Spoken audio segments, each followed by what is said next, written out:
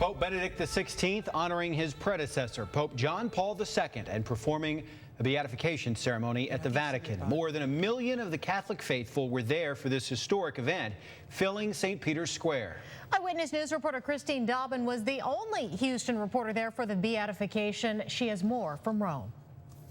It's the early morning hours here in Rome, and overnight, many of the faithful have been walking through the basilica where John Paul II's casket has been placed on the altar. Now, John Paul II beatified more people than any of his predecessors, and now he has been beatified himself.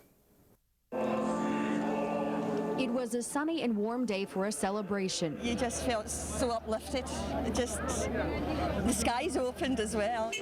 A little too warm for some of the 1 million pilgrims gathered on this holy day. Just 6 years after his death, Pope John Paul II was beatified, the fastest in modern times. He's really going to be a saint. I really promise that. His successor and former right-hand man, Pope Benedict, started the process just 2 months after his death. And how unusual is it for it to happen so quickly after death? It is somewhat unusual. John Paul II was in some ways bigger than life.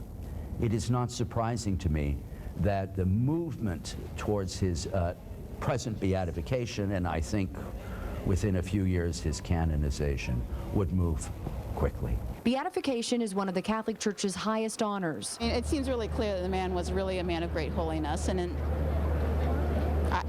if there's somebody who's going to be done this quickly, it seems like a good choice. A second miracle attributed to John Paul's intercession is all that is needed for him to become a canonized saint. Time is not the essence in God's world. When he designs it to happen, it will happen.